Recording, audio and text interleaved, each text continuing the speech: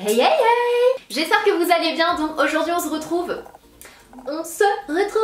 pour une vidéo que j'ai adoré vous filmer, que j'ai adoré découvrir sur certaines chaînes, pas énormément d'ailleurs, sur 2-3 chaînes étrangères, et je me suis dit que j'allais la faire aussi parce que c'est une vidéo que je voulais faire depuis une éternité. En fait c'est surtout le message, je voulais faire une vidéo concernant le message que transmet cette vidéo, c'est-à-dire que ce n'est pas la marque du maquillage du produit qui compte, mais la qualité du produit et la façon dont vous l'utilisez. C'est-à-dire que dans cette vidéo, vous allez le voir, j'ai réalisé ce make-up là avec une partie de make-up de produits pas chers du tout et l'autre partie avec des produits carrément plus chers, et pourtant on obtient le même résultat. Donc si vous n'avez pas les moyens de vous acheter du Dior, du Chanel, ou que vous ne voulez tout simplement pas dépenser des sommes et des sommes dans du maquillage et que vous vous dites bon bah du coup j'aurai jamais un truc super bien, non, ça ne veut strictement rien dire. Ce n'est pas le plus important, la marque du maquillage. Bien sûr parfois on dépense énormément dans un produit et on sait pourquoi on dépense, parce qu'on sait que le packaging est trop beau, parce que voilà, on achète un peu la marque avec, parce que la qualité est là, etc. Mais il y a tout aussi bien des trésors dans des marques carrément moins chères. Ça ne veut strictement rien dire. Donc voilà, c'est pourquoi sur ma chaîne vous ne trouverez jamais qu'une seule marque. Je ne pourrai jamais vous répondre si vous me demandez quelle est ta marque préférée, quel est ton produit préféré, parce que pour moi j'aime tout. Je suis passionnée de make-up. Pour moi il y a des bijoux chez Dior, chez Chanel et compagnie, mais aussi des bijoux chez Maybelline, chez L'Oréal, chez Kiko, chez machin. Donc voilà, c'est un petit peu le message que transmet cette vidéo, et ça faisait longtemps que je voulais faire une vidéo à ce sujet là, et je trouve que cette vidéo tombe à pic, donc je me suis dit pourquoi pas le faire sur ma chaîne. Donc voilà, j'espère que ça va vous faire plaisir et que ça va vous plaire. Donc voilà, j'ai encore parlé pendant 1000 ans. Si ça vous a plu, n'hésitez pas à liker la vidéo, ça me fait toujours plaisir. Si vous n'êtes pas encore abonné à ma chaîne, n'hésitez pas à cliquer juste là ou là, je sais plus, il y a toujours un petit logo s'abonner, ou le lien est toujours en barre d'infos, et voilà, ça me fait plaisir. Plus il y a d'ananas, plus il y a de jus, plus il y a de pulpe. Ça c'était nouveau. Donc voilà, si ça vous intéresse, restez là. Vous allez voir qu'avec des budgets totalement différents, on va recréer exactement la même chose de chaque côté du visage. Donc dans un premier temps, je viens appliquer un primer sur tout mon visage. Donc pour le petit budget, ça va être une base de chez NYX que j'aime vraiment beaucoup. Et pour l'autre côté du visage, on va venir appliquer une base de chez Laura Mercier. Donc le primer, ça sert à tout simplement préparer sa peau. Il y a des primers pour tout type de peau et pour tout type de besoin, pour peau grasse, peau sèche, etc. Et ensuite on va venir appliquer son fond de teint. Donc pour la partie petit budget, je viens appliquer mon fond de teint Air Matte de chez Bourjois, qui est l'un de mes préférés. Il est vrai que je n'utilise pas énormément de produits Bourjois. À chaque fois que je suis en grande surface, je ne sais pas pourquoi, mais je n'ai jamais acheté, je n'ai jamais été la Bourjois acheteuse, et pourtant ce fond de teint est un réel trésor. Et pour le côté plus gros budget, je viens appliquer mon fond de teint de chez Giorgio Armani qui est le Luminous Silk, qui est vraiment extra également. Donc deux fonds de teint parfaits avec un budget totalement différent. Pour l'anti-cerne, on va venir appliquer l'effaceur yeux de chez Maybelline pour le côté petit budget, et pour l'autre côté plus gros budget, on va venir appliquer le Pro Longwear de chez MAC qui est tout aussi bien. Ils sont vraiment extra tous les deux. Vous allez le voir à chaque fois, que ce soit un côté ou l'autre, les produits sont pour moi tout aussi bien quoi. C'est... Voilà, ça vous prouve que le budget n'est pas le plus important. Entre guillemets, bien sûr, tout est relatif.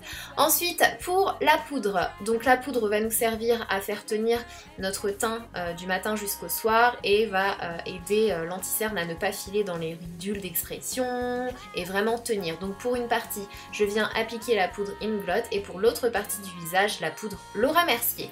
Quant au contouring, je viens prendre le Master Sculpt de chez Maybelline pour le côté petit budget. J'aime vraiment cette petite palette, j'aime surtout le côté bronzer.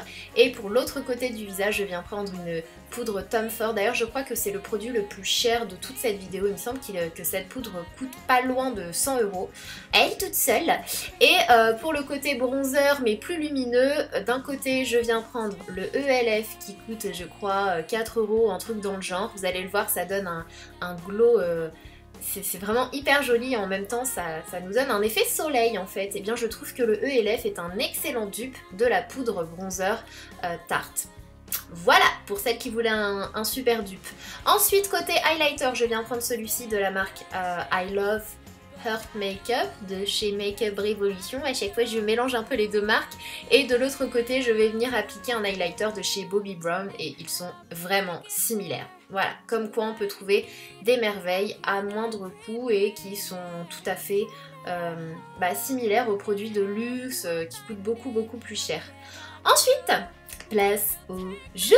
On va se donner bonne mine cette fois-ci. Donc d'un côté, je viens prendre mon blush de chez H&M et de l'autre côté, un blush de chez Burberry. Et pour moi, ce sont exactement les mêmes. Ils sont tout aussi simples à appliquer, ils sont tout aussi jolis, ils rehaussent le teint, ils sont parfaits, tous les deux. Et pas avec le même prix. Pour les sourcils, d'un côté, le crayon de NYX, j'adore ces crayons à sourcils. Pour moi, ce sont des dupes excellents des crayons Anastasia Beverly Hills pour celles qui voudraient se les procurer. Mais voilà, beaucoup moins cher, vous avez ceux de chez NYX qui sont tout aussi bien. Et de l'autre côté, du coup, pour le côté avec un plus gros budget, je vais venir utiliser celui de chez Anastasia Beverly Hills en teinte dark brown, il me semble. Et le NYX, c'était le brun foncé cendré, quelque chose comme ça. De toute façon, j'essaie de vous mettre tous les liens en barre d'infos. Ensuite, pour les paupières, d'un côté, j'ai le Color Tattoo de chez Maybelline, qui coûte, je crois, aux alentours de 6-7 €, un truc dans le genre. Et de l'autre côté, j'ai le Paint Pot de chez MAC que j'utilise constamment, qui est le Soft Ocre. Donc voilà, pareil, si vous recherchez un excellent dupe de mon petit Soft Ocre, vous avez le Color Tattoo en teinte crème de nude de chez Maybelline. Pour le fard à paupières, alors ces deux palettes se ressemblent énormément selon moi, ce ne sont pas exactement les mêmes mais ce sont les mêmes tons. Pour moi on peut vraiment faire le même style de make-up avec les deux, sauf qu'il y en a une qui coûte je crois au moins 2 fois moins cher que l'autre. Donc la Zoeva pour le petit budget et la Make Up Forever pour le plus gros budget. Donc on vient appliquer le fard nude un peu crème sur toute la paupière. On vient prendre le fard violet que l'on vient appliquer au niveau du creux de paupière. On estompe, on estompe, on estompe, on fait des allers-retours et on s'arrête jamais d'estomper. C'est là, je vous le dis tout le temps, mais c'est vraiment le plus important, surtout dans un smokey eyes. Il faut vraiment estomper un maximum. On vient faire la même chose de l'autre côté, donc vous allez le voir. Je sais pas si on va le voir à la caméra, mais il y en a un qui est un tout petit peu plus gris-violet que l'autre. Alors je sais pas si ça va se voir à la caméra mais c'est très léger et au final quand le make-up est terminé on voit quasiment rien quoi. Mais voilà, tout ça pour vous dire que pour moi la palette Zoeva c'est un excellent dupe de la palette Smoky de chez Urban Decay. Ensuite je viens prendre un fard noir pour intensifier le make-up et avec un pinceau propre je viens estomper le tout pour éviter les démarcations et pour vraiment créer cet effet fumé. On vient prendre le fard blanc du départ, enfin blanc cassé, que l'on vient appliquer sous le sourcil. On va également venir en appliquer au niveau du coin au coin interne pardon, tout à l'heure. Et je viens faire la même chose de l'autre côté, mais cette fois-ci avec la palette Urban Decay. Donc j'applique légèrement avec le pinceau et ensuite moi ce que j'aime faire c'est estomper légèrement au doigt. Je viens prendre la couleur chocolat foncé et brun. Je viens mélanger un petit peu les deux pour essayer d'avoir en fait les mêmes couleurs des deux côtés quand même. Donc je mélange ces deux couleurs là et vous allez voir c'est équivalent. C'est l'équivalent de cette couleur là. Donc les deux fards mélangés de chez Zoeva sont égales à...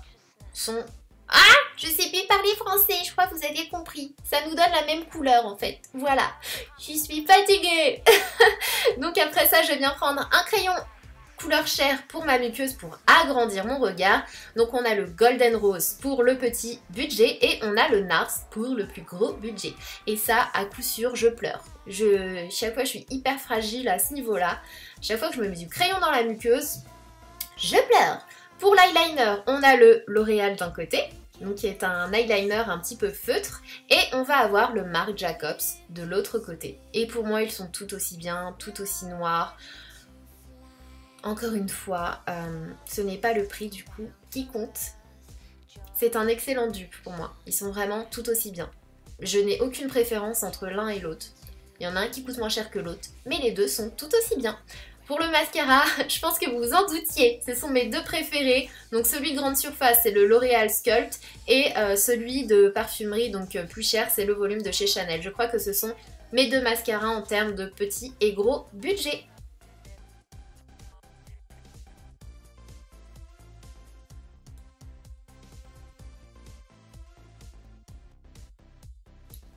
Pour les lèvres, je vais venir faire le contour de mes lèvres d'un côté avec un crayon Kiko qui du coup je crois coûte 4,90 € et de l'autre côté je vais faire la même chose avec un crayon Marc Jacobs qui il me semble coûte 19,50 €. Donc voilà, un petit peu 15 € de différence quand même. Et ensuite je viens estomper avec mon doigt parce que je ne veux pas faire un contour hyper marqué. C'est juste pour mettre en relief mes lèvres, bien, voilà, bien les contourer.